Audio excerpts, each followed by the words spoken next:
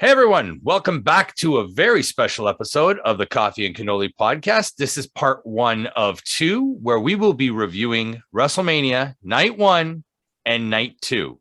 So on this one, we are going to be Night 1, and tomorrow will be Night 2.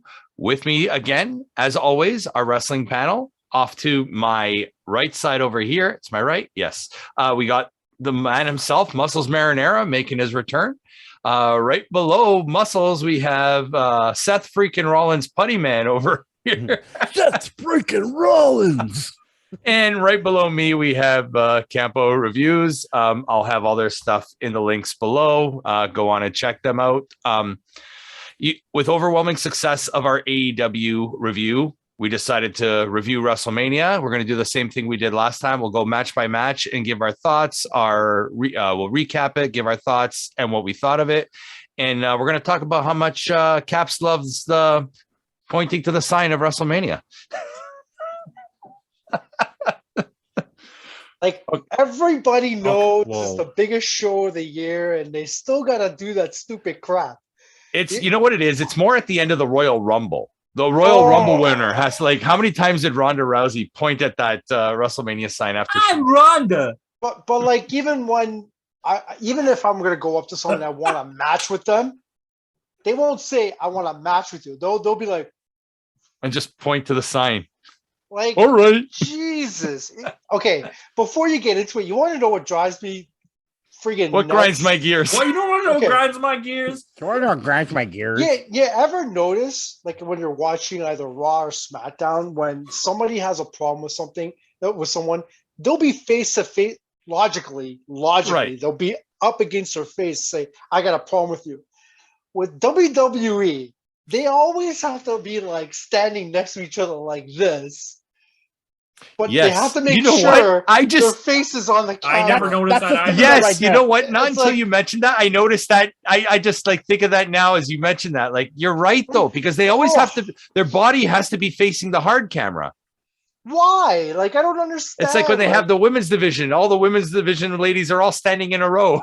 But you know why? That's why the people that do their little talk show things like Kevin Owens, that's the whole point. Now I understand why they sit like that, because they want them to sit facing the camera rather than stand walking around in the ring. They seat it like a Dr. Phil or a Maury or... Well, we were even talking about it, and we were talking about how they had there's 77,000 here, and even John was saying himself, said, I think that place seats more. And like I said, they always have the people on the other side so you can see them on camera. I guarantee you, because they've already said it's true, they'll move people so the other side of the camera, they haven't filled the auditorium. Yeah, they do. They do that for Raw a lot. That stadium, just with the football seating, is like 93,000. So when you add all the floor seats, I know you're missing the section behind, but when you add all the floor seats, you make up for that. So they're short 20,000 people in that stadium. Which means they're all on the other side, where the camera on the opposite, in front of the camera, as opposed to behind the camera. Notice anyone who had upper seats behind the camera got moved to down the other side. Oh yeah, guaranteed. Which means you actually get the best view if you think about it, because you're right there where the cameras are. Everyone else is seeing the last time. Sorry. Go ahead. No. I was saying the last time I went to an event, it was like the whole NXT SummerSlam. That's when where Goldberg beat Brock in like a minute and 20 or whatever it was. I was sitting on the first. It was at the ACC, and I was at the first row of the upper bowl. And that first row of the upper bowl is the best seat you can have. There's nobody in front of you, and you got a clear view of the top of the ring. But also, that's a much smaller stadium. Like, a hockey or a basketball stadium is more ideal to me for WWE, because I pointed out to Putty too, when they showed the view from the high cam, like in the top row, you couldn't even see the ring. Well, at least it's to look at a TV. At least it's not as bad as what they did last year. They had cardboard cutouts in seats last year. Did they? Yeah, they did. Yeah, but also there's been a few times where there's been complaints about the way they set the arenas that they chose or whatever. Because in the upper deck, you couldn't see past the Jumbotron that they set up, so you couldn't even see the ring. Yeah, Let alone, and you're paying a premium for these tickets would not too. pay I would not also want to be on the floor because you're flat. So if anyone tall sits in front of you or stands in front of you, you're not even seeing the match. Yeah, that's why I said that first row, the upper bowl, is the best seat you can have. I noticed right away, and this is something I told Putty. I was like, actually, not right away. We caught on to it after. Imagine living around there and being like, why the hell do they keep shooting fireworks off every 2 minutes? They're like, his name is Jimmy, fireworks. His name is Bill, fireworks. The funniest Seth freaking Rollins. Yeah. The funniest part is like literally, when people are seeing that from the outside, they're probably thinking, "Oh my God, someone won a match." And it's like, no, they just announced how many people. They announced the attendance and they shot fireworks for 10 minutes straight. That's true though. Okay, we better get into this. Enough of the rant. Go ahead. Which the attendance was like exaggerated too, by the way. They always exaggerate. But anyways, I want to get that off my chest because I know I'm not going to be talking for a while. Since you guys are it's all good. Matches. So we're here to look pretty. That's it. He brings the viewers. He's our valet today. So on night one, we kick off the first match with the Usos against Shinsuke Nakamura and Ricky Boogie there, Rick Boogs. Okay, so admittedly, I'm going to be depending on you, and I'm sure Putty is as well, because on night one, until like a couple of matches in, we didn't even really start taking notes. I don't know why.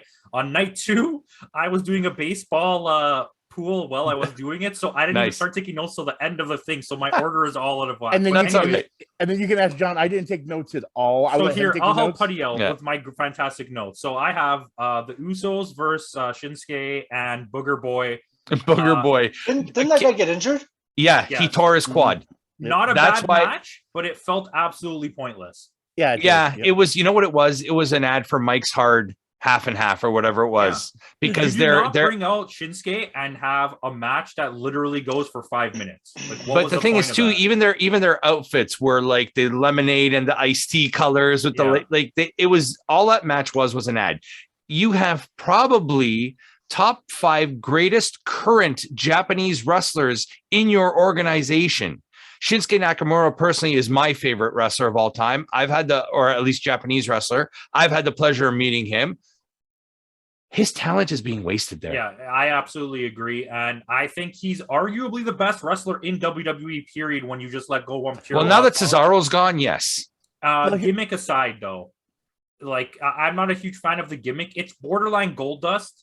I feel like that's what they're trying to replace with him. But, I mean, he's so good, and that match was just a waste of time. Listen, you can hate me if you want. I don't think the Usos are very good. They're just a slightly better version of Roman Reigns, both of them. But you're only as good as your dancing partner, and I honestly, this was a great SmackDown match. Yeah, that's what it was. Yeah, but that's how. To be fair, I would have rather had the Andre Battle Royal kick off the show and put the tag match on SmackDown. Yeah, was that even on? That was on SmackDown. Yeah, Andre Battle Royal. It was won by Riddick Moss, Happy Corbin's buddy there. Yeah. Oh, okay. Yeah, that Happy Corbin thing. He eliminated Finn Balor last, I believe. That's a great way to treat your. That's another great talent. Yeah, great talent that he wasn't used properly on the show at all. He wasn't even on the show. Your Intercontinental Champion Ricochet wasn't on the show either. Listen, but yet you have the guy who lost to him. I don't even know if there's much to talk about in this match. Putty doesn't even remember it. Yeah. Well, no, I do remember it, and I remember you distinctly saying Nakamura was the only thing that was interesting. Well, Putty's not that up to date on WWE, even though I don't watch it. So when I was freaking out when he was coming out, Putty's like, "Really, this guy?" But I expected more from Nakamura. And I thought it was going to be an amazing match between those 4 guys, and it was a garbage 5 It was minutes garbage because, it was 6.5 minutes or something like that. It wasn't a bad match. It was just a waste of time. Yeah, it wasn't. It didn't get the crowd as hyped as I thought it would. Me personally, I would have had. Well, the Usos go over. They're longest running SmackDown tag team champions now. That goes with something else that comes later, but so nothing much about that. Next we have the aforementioned Happy Corbin against Drew McIntyre. If you ask me, this should have been the opening match. Okay, well, another great SmackDown match. If you Putty will probably agree with me because we watched it together, the whole thing. And first of all, just as how unmemorable this match is, after when I started writing my notes, the whole time I thought it was Finn Balor. I didn't even realize it was Drew McIntyre because I was like so lost in what was happening. That match was, my note is, I don't even remember this match at all. Drew McIntyre cut the ropes or some shit with his sword. Yeah, Baron Corbin sucks. Why is he a thing? He's a great wrestler, but the character is so bad, and I just don't care. That whole match, I watch it as, even if you want to consider it good, that's fine. But like the first match, I just didn't care. Yeah, it didn't have my interest. It wasn't a great match. It was like short, and at the end of it, it was like, what was the point of this match? It wasn't. It was him. This was, believe it or not, as Happy Corbin, this was his first loss. Yeah. Okay. And we're going on the first time it got kicked out of. Yeah. And this is going on 2 years with this character now, almost. Yeah. And the thing is, Drew, 2 years ago at the COVID Mania 36, the one in the empty arena, he was champ. And this is how far down the card he's fallen already. Yeah, which is crazy. A lot of people at my work were saying that he's going to be the next one who gets a shot at the title. Well, here's my thing. But with that whole match, the whole Drew McIntyre, the whole Happy Corbin, I had no idea. And luckily, because of the pre-show, I got a lot of the fill-in. And that whole homeless to rags to riches kind of thing, that they had for Happy Corbin. And now they were talking about how, what's his name, his buddy, the one that's like Madcap Moss.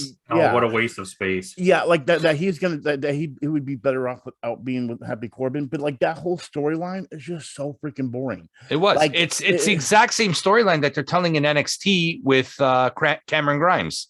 It was just so boring that when I saw this match, like me and John, there were a lot of matches that me and John were making jokes, which day two, you'll see. Yeah, luckily this match didn't last very long either. It was like 8.5 minutes. I want to state this because when I give my overall rating of day one, I want to justify it. Mm-hmm. I don't think either one of these matches were bad. No, they weren't. Didn't care. Yeah. They felt like exactly what Cap said. They felt like TV matches. I was like, okay, and not even like main events, like mid card. And can we talk about the fact that Drew McIntyre committed attempted murder? Yeah, we can. He was ready to decapitate him. The sword thing needs to go. Yeah. I'm done with it. It's really stupid. And he hit the ropes, and we actually watched the first two matches. You saw the sparks, brother. right? We watched all three matches with my brother, the first three. Mm-hmm. And he hit the ropes, and then if you notice, the arm of the thing just dropped. He didn't even cut the ropes, nothing. It was rigged to just drop, so it looked like it, but it was so phony. Like there was so much spectacle, and we'll elaborate more on this, but none of the spectacle was part of the matches, which is what I didn't like. Yeah. They're not, they lack what AEW has in the storytelling in the matches. There was no spectacle in match. It was all post match, before match, the entrances. It's all about the story that they're trying to tell outside of the match. Which those aren't even good either. So it doesn't, maybe if I knew more of the story coming in, I might appreciate those first two more. But understand, I did, because they pushed a lot. They recap, like, oh my God, can we talk about how many recaps that they do in this show too? Like, it's a 4-hour show, 1 hour of its recaps. The point where it got to where they were recapping things that weren't even happening. They started recapping things that weren't even part of WrestleMania. Let me explain this. Here's the thing. I actually watched the pre-show, and John wasn't there with me, okay? So what ended up happening is I literally, because of the pre-show, had every single recap for both nights, right? I had them all. So we start watching, and John's like, oh, wait, is this the next match? I go, no, they're just showing something for tomorrow night. He's like, what the hell? I'm like, you have to literally read it. It literally says tomorrow night on the bottom right-hand corner. And I'm like, they're recapping stuff I already knew in the pre-show. So if you actually watch the whole 6 hours like I did both shows, you're like, dude, what the heck? I've never even watched Raw or SmackDown, and literally you don't need to information. No, you don't need to. I literally, for the whole year, I realized I don't have to watch any of wrestling anymore. I just have to watch WrestleMania and watch that first 2 hours, and I have the whole season of that whole year of WWE filled in. Or watch the pre-show before any pay-per-view. They recap everything leading up to it. We lived the day one, so we watched it from start to finish. Nothing. Day two we'll get to, that's a different story, but I usually start it an hour later so I can fast forward all the recaps. Which is what we realized on day 2, which thank God, because Anyways, we'll continue this. Drew McIntyre goes over. Like I said, another short match. Not much said. It wasn't a bad match. Just I had no interest in it. Yeah, exactly. Baron Corbin loses. That's a better way to say it. Yeah. I had no interest in it. Yeah. Next match. This is the one that surprised me. It's The Miz and Logan Paul against Rey and Dominic Mysterio. So between the 3 of us and my brother, we were all very surprised by this match. It was the best match up to this point. It was crazy. Logan Paul did a triple vertical suplex. He is actually quite knowledgeable in the ring. Well, I was very good. I was surprised. Like, this is the first time. Sorry, Putty, to cut you off, but I'm saying I think this is the first time in all my years of having a celebrity involvement in wrestling that all the celebrities were actually good in the ring. Yeah, but that's also concerning too. When your celebrity guest wrestlers are outshining your roster, for Christ's sake. That's I thought Logan Paul was better than Dominic Mysterio. Yes, I was going to say by a long shot. Dominic was the worst of the 4 people in the match. See, here's my thing. You can ask John. I mentioned this literally in the beginning. I was there when they interviewed Jake Paul. He was talking about his brother, and then he was even it sounded like he was hinting that he might go into wrestling. And I'm like, oh God, I was like, this is a train wreck if they do. But then watching the show, I was excited about Rey Mysterio, but every single time I see Dominic, I know that's his real son, but he just doesn't look like he's fit to be a wrestler. Now, I see he could do some of the moves. Like, I mean, you can see he's got the training. He's there on name alone. Yeah, exactly. But then the whole Logan Paul thing, me and John both are like, holy crap, Logan Paul is actually piquing my interest to the point I'm like, we may have the Paul brothers come into WWE. You know what? I would love to see the Paul brothers. We made a great call. So we were like talking along with the game with my brother. I mean, with the match. And we're like, I bet you what's going to happen is they're going to turn on Logan Paul, and then it's going to make it so on SmackDown next week or Raw that his brother's going to come too, and they're going to have a tag match. And then what happens at the end? Miz turns on him. But you know what? And that's the thing about the Miz at the end of the match, which is surprising. Logan Paul gets the win. Like, he got the pinfall. He did the frog splash perfectly. But he also, what really killed me was to throw salt in the wounds. He did the little Eddie Guerrero shuffle at the top of the rope. Mm-hmm. And he did the frog splash better than Dominic. Him and his $5.2 million Pokemon card there. Which is funny too, because my brother of all people called that out. He's like, he's doing that to poke fun at Eddie Guerrero to make fun of them. Yeah, I was the one. But I don't know if you guys. But he's like, do you guys remember that storyline way back when with Ray and Eddie Guerrero with Dominic? I'm your papi. Yep. Yeah. Mm-hmm. Right, and that was kind of poking fun at that too. And Dominic's haircut was horrible. Yeah, I mean, Dominic he doesn't come off like a wrestler. No. This is just like it's like take your kid to work day kind of thing. All the time it does. Ray hit some good spots. Right? Yeah. Like, I mean, the guy, like, was he 44, 45 now? The dude can still move. Yeah, he's a little chunkier, but he can still move. Yeah. Like, you can tell he's ready to go, though. He doesn't really. Yeah. This whole thing is to be Sting to Dominic. Yeah.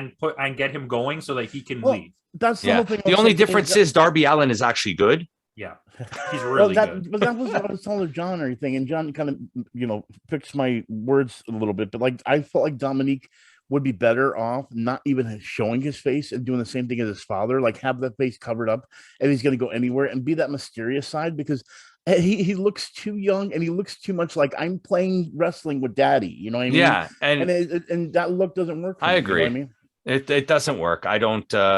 What are your thoughts? Do you have any thoughts on Mysterio, Caps?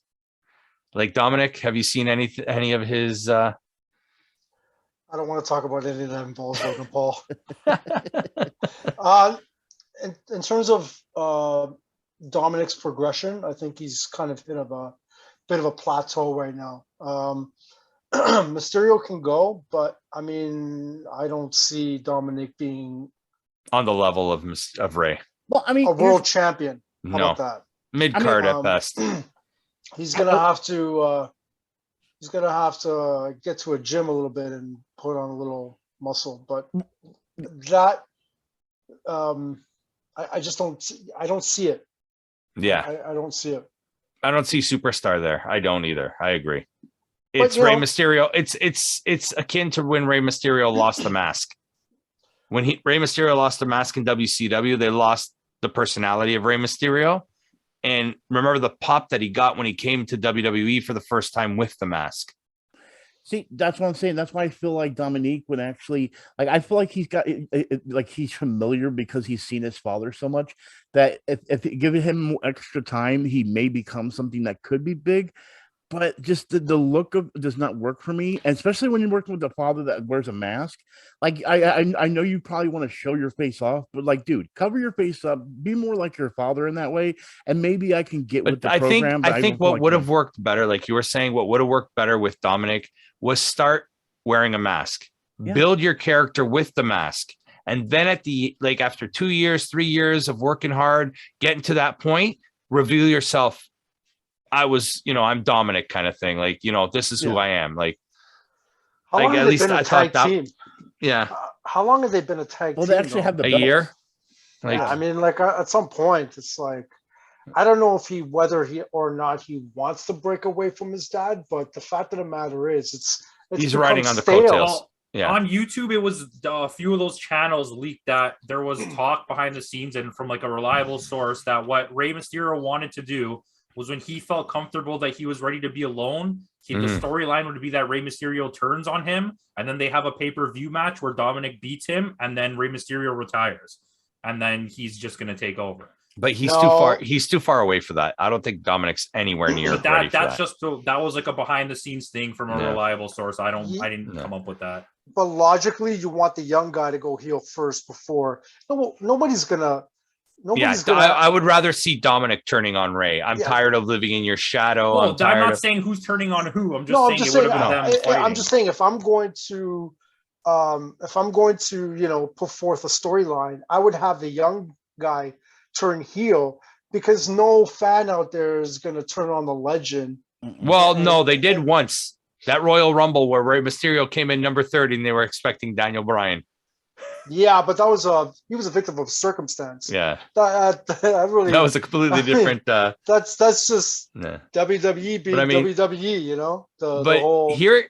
the whole thing, right? But here it shows the ability of the Miz, though. Like, say what you will about the guy, he has a great knack for putting the heat back on himself. Like Paul and Miz win the match, right? Logan Paul gets the pinfall. They're both celebrating. Everybody hates Logan Paul.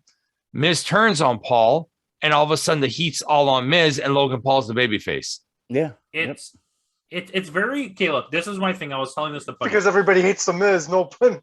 But this situation is reminiscent of the '90s with the WCW and WWE, where WWE was putting on a family-friendly product before the Attitude Era. And WCW was putting on like an adult-based thing, a more edgy program. Yeah, the Logan Paul move to me is to bring in the young fans and get them locked in. That's why they're going to keep him for the storyline and not just have this one match, because they're losing all their adult fans right now to AEW. So they think if we dominate the younger market, the under 18 market, they're never going to go to AEW. They're going to stay here. So who cares about the adults? But the adults can watch both. The kids are going to pick one and stick with it, right?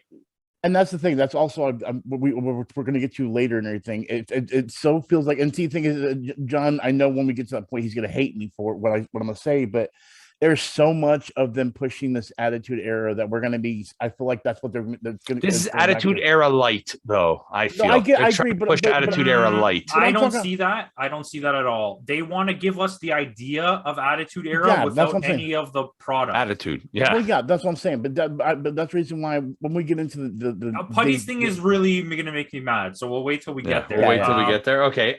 Miz, like I said, Miz, Logan Paul go over. Miz gets the heat back on himself. This feud's going to, sorry?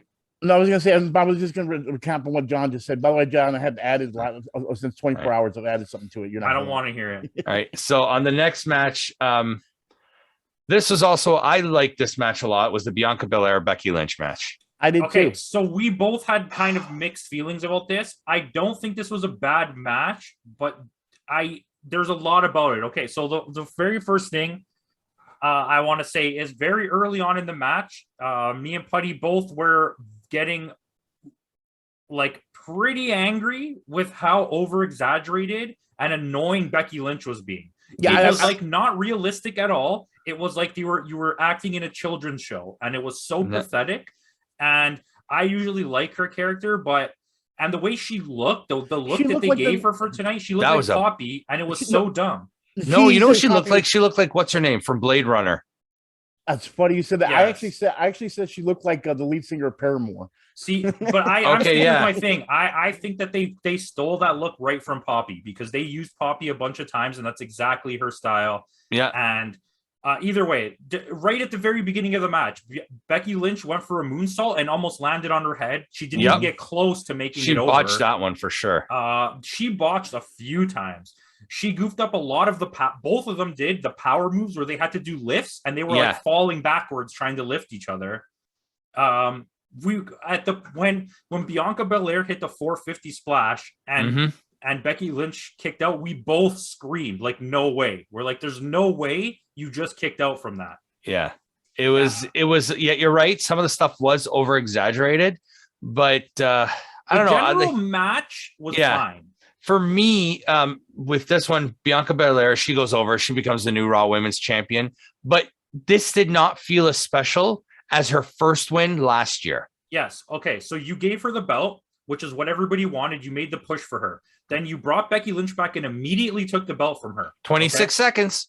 And then I was saying this to Putty too. I'm like, now you gave her the belt back. And now it doesn't feel the same, because now I know what's going to happen. You're just going to let someone else take the belt from her. She's not going to get a long title run.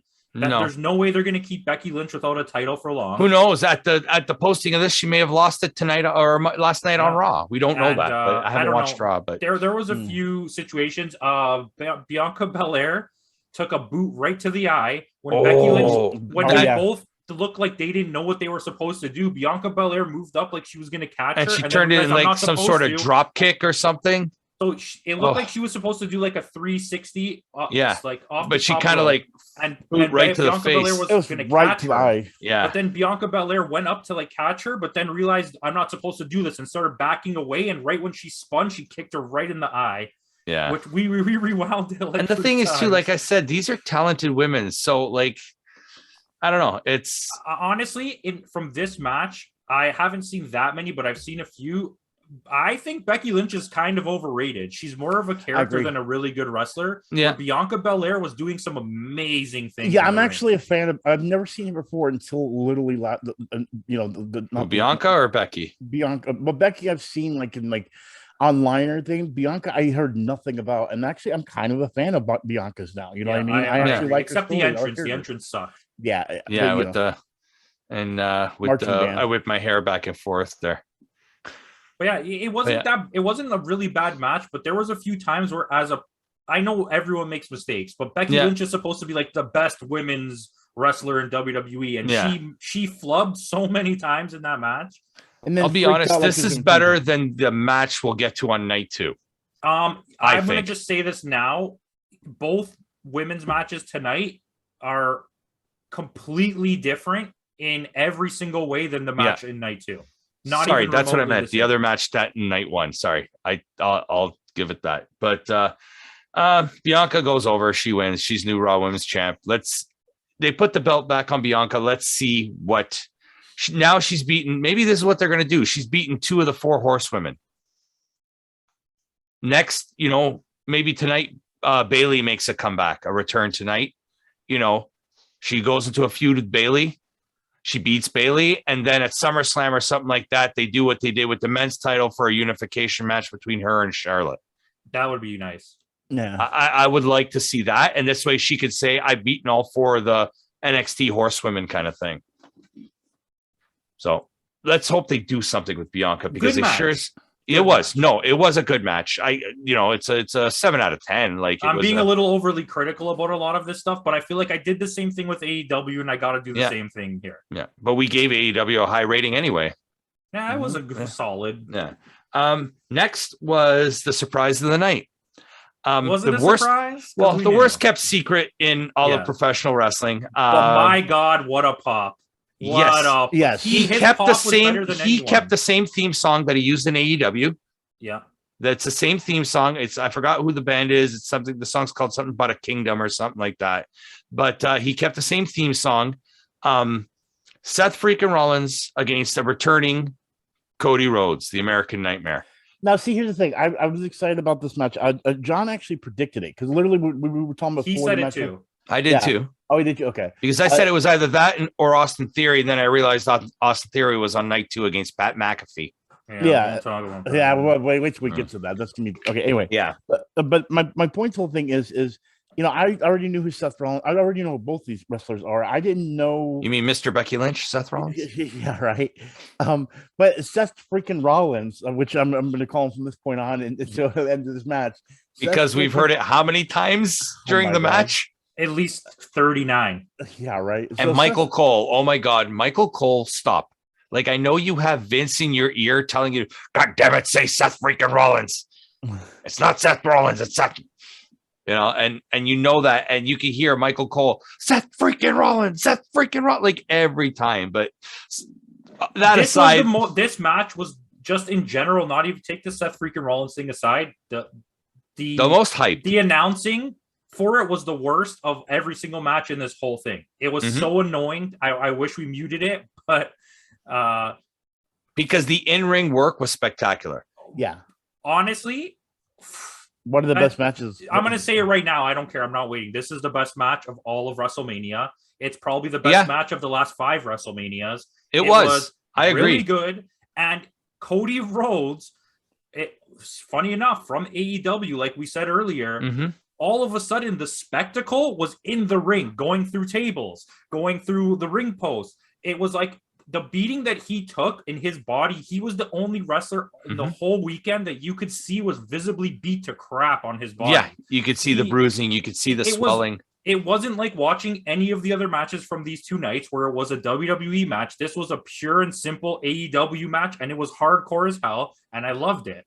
There were so many huge and the spots. thing is, it wasn't even like meant to be a hardcore match. It was just a regular match. These 2 guys just went hard and gave it their all. When Cody gets thrown into the wall, when he got thrown into the barricade, that was crazy. Maria Menounos' face was like, what the hell just happened? He hit like his whole head off the thing. Yeah, it was. Go ahead. I was just saying, I love the tribute he did to Dusty too. Like, you could see the little moment where you literally can see the charm that who Dusty Rhodes was. He also poked fun at his previous WWE gimmick too, right at the beginning of the match when he does the cartwheel and does the whole Stardust thing. Yeah, and he did the thing. Putty called it out. He did the Dusty Rhodes punches. Where he lies on his back and does the slap kind of thing. Yeah, it was. But it was a good match. I mean, this was, like you said, this was probably the best match, like you said, in the last 5 to 6 WrestleManias. This is what I want from a WrestleMania match. This is what should be every match at WrestleMania. I think this was the best match to me personally since the 3-way with Randy Orton, Batista, and Daniel Bryan at WrestleMania 30. Listen, excellent work in the ring. Almost 0 mistakes. Yeah. And that friggin' Cody cutter from the top rope was amazing. Yeah. It was with that good of work in ring, it made you overlook some of the little mistakes in there, because with that high level of work, you're going to make some mistakes, but it's not over exaggerated and it's not overshadowed by the rest of the work you're putting in the ring. And it's sorry, go Putty. I was gonna say, and it's so funny too, because leading up to the storyline, again, all this stuff was just pitched to me right before, watching it, like literally during the pre-screen. So the whole thing about Seth Rollins, I want my own WrestleMania moment. He literally created the best WrestleMania moment by letting Cody Rhodes capitalize in that match. Yeah. And of course, you have to put Cody Rhodes over. He's returning. You can't make him lose on his first match back. But Seth did a great job on it. That's my point. But that's the thing. He lost, but it didn't make him look any weaker. No, it didn't, because it was a great match. Exactly. That's my point. That's what he made Cody Rhodes look so good. If you only see one match from this whole weekend, this is the one you need to watch. Go watch this one for sure. Cody Rhodes goes over. This was the longest match of the night too, not the longest match of the event. We loved every second. And the thing is, this didn't feel like the longest match. And the funny thing is, we were making fun of Michael Cole saying Seth freaking Rollins, but at the same point as making fun of him, we were enjoying every single punch and every single kick. But I mean, that's the thing. This match was one of the longer matches, but it felt shorter it felt like the night 2, the Pat McAfee match lasted way too long. It felt longer. Everything about night 2 felt dragged out. Yeah. Yep. I think I think they need to reduce it to one night again. Just have a big card, have a 5-hour show, and that's it. If you took all the best matches from these 2 nights and put it into one, it would have been an excellent WrestleMania. Yeah. You would have got a 9 out of 10 probably for me. Yeah. So like I said, Cody Rhodes goes over. The thing is now, what are they going to do with Cody? Is he going to go to Raw? Is he going to go to SmackDown? Is he going to go right for Roman? Well, I don't know, because Stephanie McMahon signed some random dude that no one's ever heard of, that no one popped for, and he thought he was really cool. Definitely from AEW. What's it? Chet Gable's the other guy. Stevenson. Yeah, the Olympic. Stevenson. It's Brock Lesnar meets Mark Henry, basically. I literally, Putty's like, who's this? I'm like, it's the new Kurt Angle. Kurt Angle, there you go. He's like Kurt Angle meets Brock Lesnar meets... All I could think about is the contract signing they did on AEW. I'm like, there you go, WWE copying them by doing it. Not they didn't call it a contract signing; it's a drafting, but it's the same fucking thing. It's literally the same thing. It is. I think after this was the Hall of Fame ceremony, like the announcing all the Hall of Fame inductees. Taker's speech was amazing. It was. It was phenomenal. I was the one I was like, we saw it after. Yeah, you did? Okay. Taker's speech was great. The Vader thing where everyone yelled, "It's Vader time!" That was awesome. With his son inducting him, that was a former Scott NXT. Steiner talked about a bunch of dumb stuff. Yeah, I'm surprised he didn't say 144 and 2/3% chance of getting inducted into the Hall of. He should have said that. The numbers don't lie. But he looks a shell of his former self, Scott Steiner. Oh, the steroids wore off. He's lost a lot of weight, Scott. Rick still looks pretty big. Yeah. And they Only finally one of them did steroids. Yeah. Well, and they finally acknowledged that the NXT character Braun Breaker is Rick's son. They finally acknowledged it because they were trying to keep that hidden. It's like, why would you do that? The Steiners are one of the biggest. Any list on YouTube of wrestlers that will never go back to WWE or ever be in the Hall of Fame, Scott Steiner's number one on every list. And buddy, he just got in, so you're all a bunch of idiots. Yeah. The Undertaker said in his speech, "Never say never." Oh yeah. Right. That was amazing. I love that speech. That was probably one of the and that was not the only retirement of the weekend, which we'll get Triple H. That was. Let me get to that. All 14 seconds of it was fantastic. So stupid. Then we had minutes of him spitting, and then one word, and then he walked out. After that, we had the Charlotte versus Ronda Rousey for the SmackDown Women's Champion. Okay, so wait, can I probably a good time for me to go to the bathroom. All right, you go. Let John. Okay, so I'll throw out some notes here. Starting this. Cap really is leaving. Ronda Rousey versus Charlotte. My first note is boring. My second note is Bradley Cooper. Bradley Cooper. So we noticed this. If you look directly straight on at Charlotte Flair, she looks identical to Bradley Cooper. You can't even tell the difference. Yeah, what started this? Look up a picture of her and like Bradley Cooper. I gotta make a meme of it. It's insane. We were freaking out, but he couldn't remember the name. I mean, she's had so much. She's had so much work done. Like, I'm not even saying this to call her ugly or anything. No, she's not. We couldn't get it out of our head after for the rest of the match that it was Bradley Cooper. At one point, she was in an angle, and I go, she looks like an old man because she looks like her dad. Yeah, well, see, John even said, John goes like this. He goes, he looks like an old woman. I'm like, no, she looks like old man. And then John's like, wait, she looks like Bradley Cooper. And I saw the same angle he saw, and I go, holy crap. I'll never look at Charlotte Flair the same way. She looks like Bradley Cooper with the wig. And then what's really funny, at one point when she's down on the ground, you look, she literally had like, I couldn't think of the name of what happened. Weave. She literally had like squares in her hair. And I'm like, dude, what if it is Bradley Cooper with weave? Okay, Bradley Cooper with the weave. Let's talk about this match. Okay, so I would admittedly, we both were like the first couple of minutes was so boring. But this was the match. So amazing. The first two matches of the night, like we were saying, they weren't bad matches. We just weren't interested in it. This was a bad match.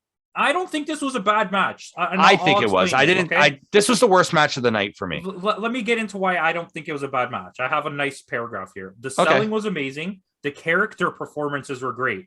The tension towards the end of the match built up so much. Okay, I'll give you the near falls. Yes. The quality was a bit mid and boring, but like there was a lot of tension going, and the selling by Charlotte was so good. The like pretending she was hurt, like she's just like Ric Flair. Yeah. She could sell the shit out of it. The problem with the match to me was Ronda doesn't know how to sell. She's injured and then not injured. Like, you know how like if you watch Charlotte, she has like a slow build up to coming back. Ronda, and she'll like if she hurt her leg, she'll limp. You know what I mean? Like she'll add that limp to it. Oh, she's dead. Oh no, she's alive again. But this was the point of the match where me and Putty were both kind of like, I don't know.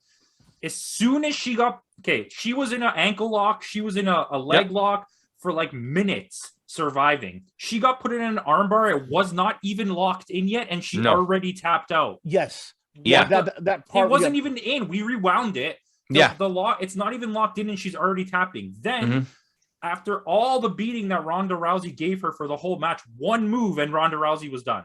Yeah, that's it wasn't even a move. It was just a kick. It was just a kick. A knee. The whole time. But that was also, wasn't it? It wasn't. I think that's the match too with the ref distraction. I hate the ref distraction finishes. I really do. They need to get rid of those. Okay, go, Putty, go. Yeah, let's say this is the situation on that. The whole thing was that the whole time seeing Charlotte, like the sell, the whole injuries, everything was so amazing. And what made it so bad was when we got to that point, because even the point, remember when the distraction and the tap out, which by the way, she was already tapping before the arm went in. Yeah. And then all of a sudden but the ref was out, right? Yeah. That's when the ref was out. Yeah. But see, the point is this whole time, Charlotte's taking a beating. Ronda's like looks perfectly fine. She hasn't taken a beating at all. She takes one kick, which, by the way, every other move before that Charlotte put on her was devastating.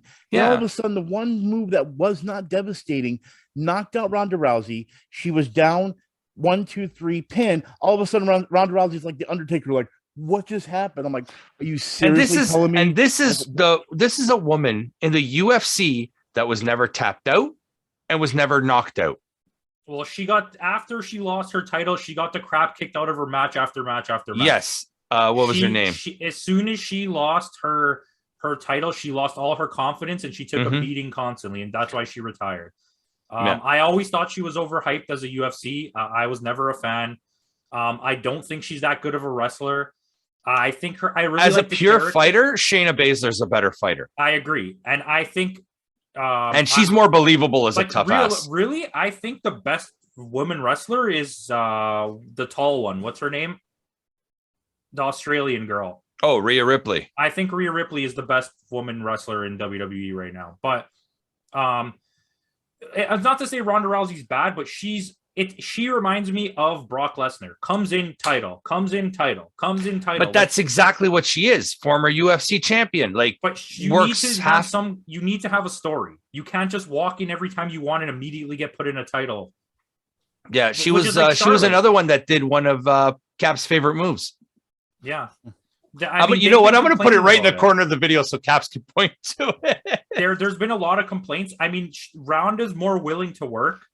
On the weekly shows, where like Charlotte has not been out of the title picture since 2015. Yeah, she has been 7 years constantly in the title picture, and it's kind of getting ridiculous. Yeah, it's getting a little stale. Yeah, let Charlotte go away for a while. But that's the thing too. She loses the title, goes away, comes back, and is already the champion again.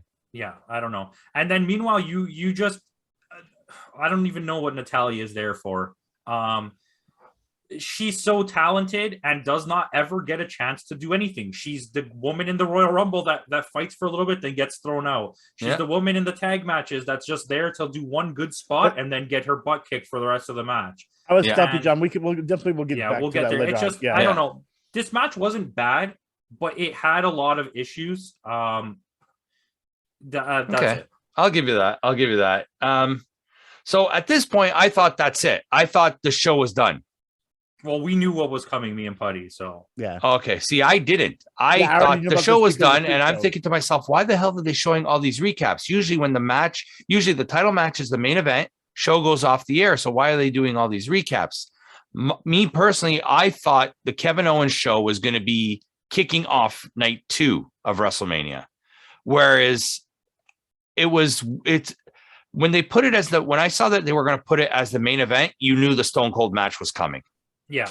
You knew it was coming, right? So Kevin Owens, they do the KO show. His guest is Stone Cold Steve Austin. Let's just say Kevin Owens has got he knows how to get heat on a crowd. Yeah. And he does. No, you know what his heat is? He's the typical European/Canadian wrestler that comes in and is like, Americans are stupid. And they're like, we're not that stupid. It's so easy to get a WWE crowd to do what you want. Yeah. It's actually ridiculous. It's like whatever state you're in, just say they're stupid and you win. I did not know he was French Canadian, and I called it out.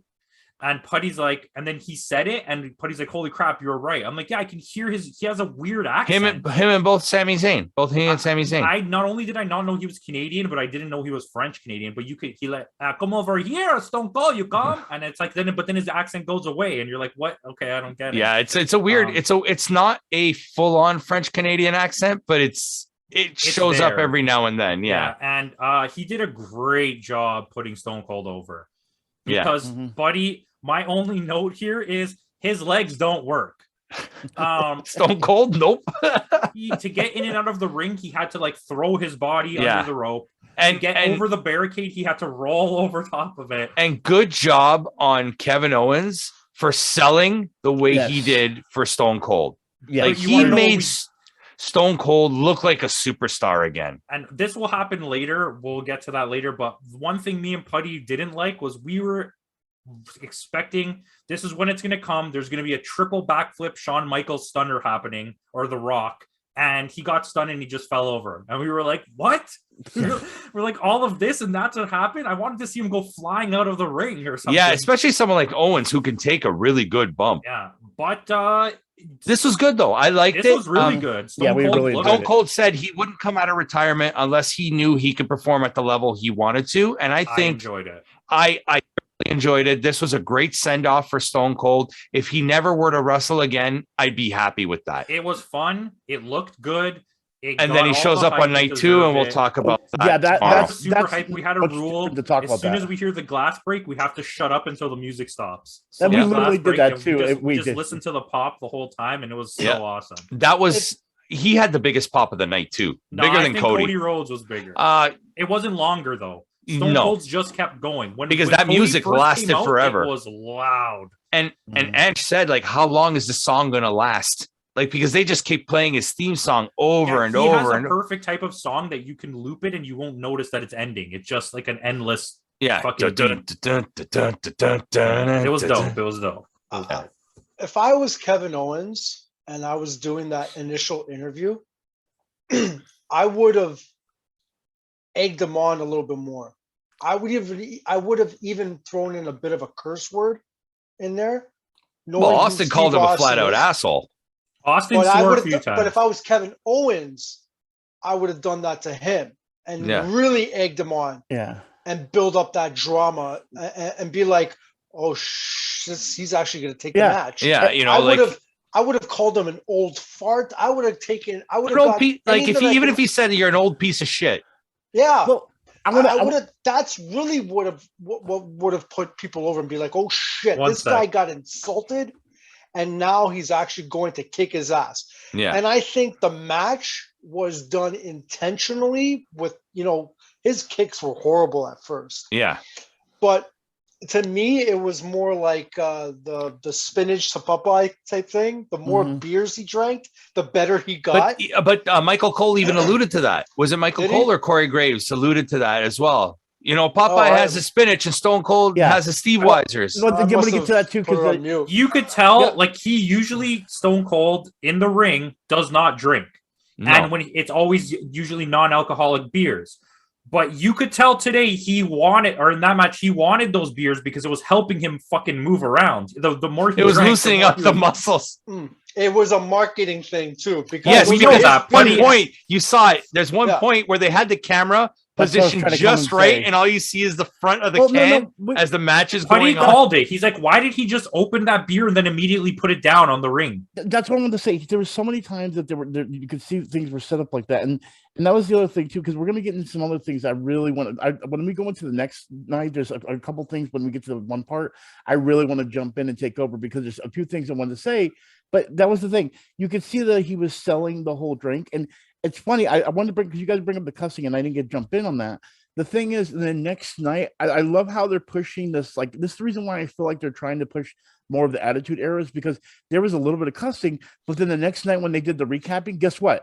They blurred out all the cussing and all the middle fingers and all that. Yeah, everything was blurred out. Like it's like, I feel like they're trying to bring it in a little bit of the Attitude Era, but they're only going to spend money. I think what happened is Stone Cold just went in there and did whatever the hell he wanted, and then on the second night they knew better, and they were like, "We got to keep an eye on him." Because and the first night, Stone Cold said like 4 different times, "Another fucking beer." Putty, you're gonna see glimpses of the Attitude. It's not coming back. That's never going to come back. No. Again, the networks will not allow it. You're not getting what I'm saying. You're not getting what I'm saying. I'm not saying that the Attitude Era completely is coming back. What I'm saying is, and then we're going to go into a night 2. The closest you'll get to is a night 2 Party Boys thong. But like, I get what Putty's saying. He's saying they're that trying to tease it, but they'll never deliver. It's just happening. Like, this is wrestlers shooting that this is happening. This is not written that this stuff is happening. Okay. How about this? They're only doing it because it's on pay-per-view, and, it's like they're trying to That's what I said. But you're not going to get it on the network when they're doing Raw or SmackDown. Nobody even bled in this. Huh? Johnny Knoxville. Johnny Knoxville did. And AJ Styles was already bleeding somehow when he got to the ring. They didn't even explain that. Yeah. But Putty made us so many good calls in the Stone Cold thing. He's like, he's just drinking for advertising. He's like, look, he put the beer there. Look, watch, they're gonna do a close-up. It was crazy. The whole ending of that thing, every small thing that happened, Putty called it, and I was like, are you like psychic? Like, it felt like he watched it before. Are you kidding me? That's probably part of it was like a clause in the contract for him to come back. I have to, hey, you're telling me that this one moment where another person was with Stone Cold and drank it and was like, that was not marketing. That was totally like, oh, it's pretty good, everyone. But it's a lager. Better be good. It's almost like Vince McMahon when he had the can. He's like, that's what I'm talking about. This is the reason why when we go in tomorrow night, I just wanted to say one thing. And again, I just want to throw it out there. So at least as a recording, I can say, this is what I think is going to happen. If it doesn't happen, that's fine. But there's a reason why I think this is going to happen. When we get to that point, I'll explain why. Because I feel like what's happening is I think Vince himself is realizing, holy crap, we're losing our edge, but we can't go to the edge that we used to. So we got to find a way to bring them back. Like, for example, prime example is I would have never probably came back to WrestleMania if it wasn't for knowing that Stone Cold was coming back. That's I'm literally the key to bringing it back. And so I'm making these predictions based on what would bring me back. And that's the reason why when we go into night 2, when we get to that point of the other part, I just let me say, because I know John's going to hate it when I say it, but I want to say it and I'll tell you why. And then if it happens, cool, I predict it. If it doesn't, that's fine. But I just feel like that's what they're doing because that's what I would want to happen. And so for me, what I'm saying is they don't want you back. They're not targeting you, as you can tell by the Logan Paul situation and like characters like Austin Theory. They want children to watch WWE. I feel like they want both to come back, so they're trying to go in 2 separate directions. I think they're aiming for one demographic, and if the other demographic joins them, hey, cool, that's extra viewers. Yeah, that's what I think it's more of a ploy.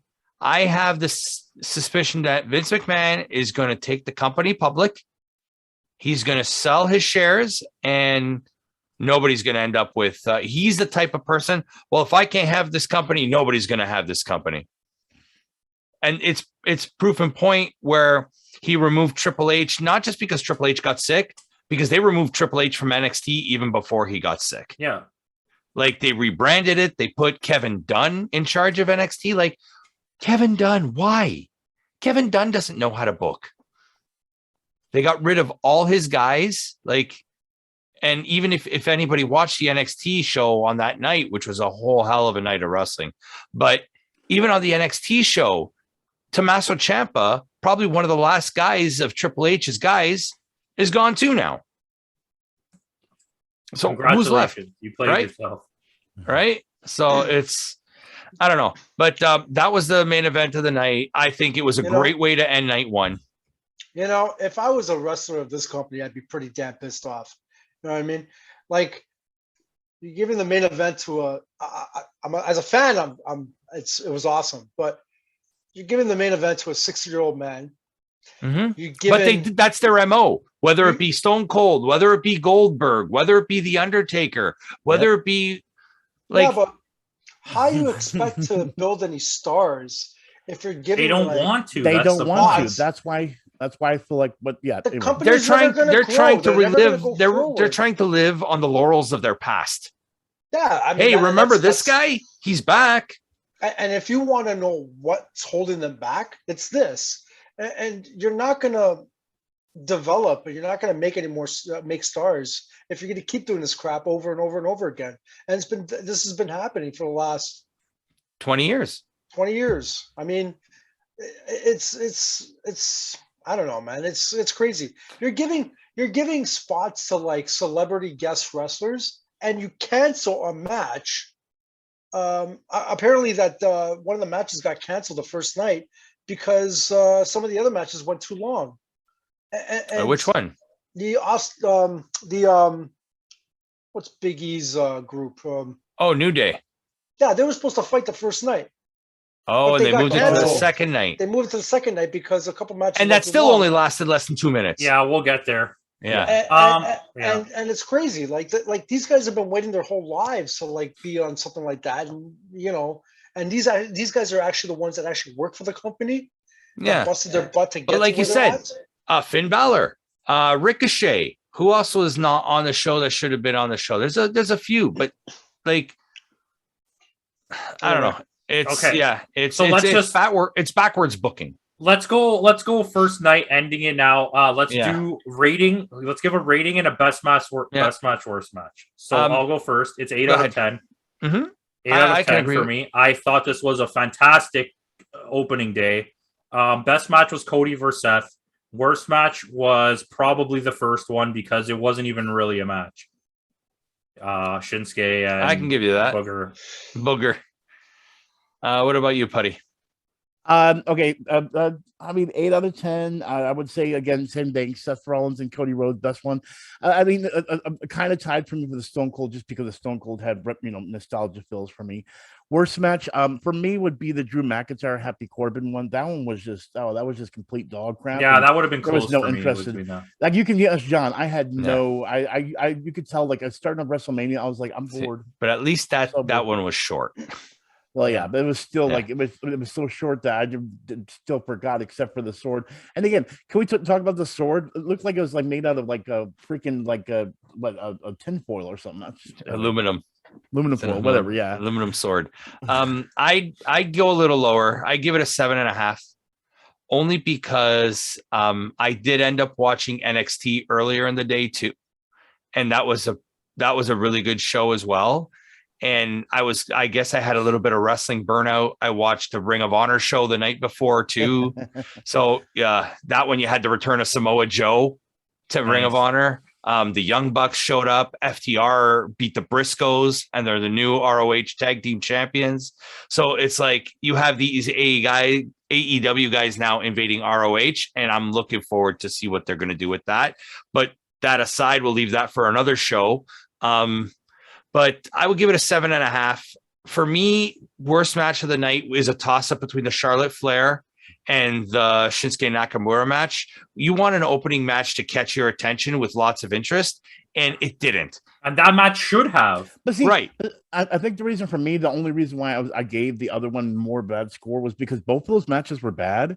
It's just at least like even when John brought it up, the whole thing with the guitar and everything, at least that brought a little bit of excitement. You know what I mean? A little bit. Yeah, but his intro always gets a pop. But that's my point. I never saw before. And now he won't do it for a year.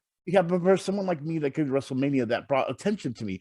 Even the entrance for Drew McIntyre and Happy Corbin, both of those were like, I felt like I was watching, again, like you guys said, I was watching a match I saw on Raw that actually started Raw. Like I was like, it was just so boring. And then the whole match, everything to it. And the reason, so going back to what I was saying, the reason why I gave Charlotte and Ronda so low was probably because I was suffering through wrestling burnout by that point. Yeah. So I was kind of falling asleep through it. I had to rewind it a few times to finish watching it. And then the main event piqued my interest again. So it's like I said, I give it a 7.5 out of 10, but I agree. Cody Rhodes versus Seth freaking Rollins. That was definitely match of the night. It was amazing match of the night. Seth freaking Rollins, baby. And I would say like, we'll get to it. So on that note, guys, that ends night one. Join us tomorrow night as we review night caps. Did you want to say something else? You look Oh, like you're gonna say I something. don't. I was gonna say something. Yeah, I'll give you my rating, and this is based on 2 matches. The Cody Rhodes and the Austin matches, I give it a 9 out of 10. And of course, for all the viewers out there, I only caught glimpses of the other matches because Campos took it, pretty much said it for me. The interest wasn't there. I'm sorry. It's just the interest wasn't there. I'm sure it would have made a great SmackDown or a Raw, but I'm sorry, those matches should not have been on WrestleMania. That's what I mean. Those 9 out of matches 10. should not have been on WrestleMania. They need to reduce the amount of matches and more money. Yeah, I know. They cut out a match. Can you believe that? They got this thing going on 2 nights, and they cut out a And they match. still had to cut a Can you match. believe that? But it's Sorry. so funny. Everyone's saying money, and I guess maybe more people if you don't have to pay as much, you get more money. Because honestly, I've never had the money to buy WrestleMania, but like me having Peacock and paying $10 literally gave me 2 nights of WrestleMania that I would never. It's not before. the TV money. It's the 2 nights money. of advertising money. Yeah. Yes, 2 nights of advertising money and Campo. 2 nights, like you said it. 2 nights of ticket sales. 2 nights of gates. And not small gates. It's like 80,000 gate. And to this day, since yesterday, like $4,000 for like floor seats times 2 per night. And since last night, you can ask John. I've been craving a Snickers, a Cricket phone, and some 2K22. I don't know what. I think we need to do that on a live stream one night, Putty. Play a little WWE, create our own custom guys, and do I'm down. All right, well, guys, thank you for watching. Yeah. So we'll end night 1 over here. Join us tomorrow night. I'll post a special episode. Normally we don't do it, but we're going to post one on Wednesday night. We're going to post night 2 tomorrow night. So join us for that. On that note, guys, thanks again for joining us, and we'll see you tomorrow.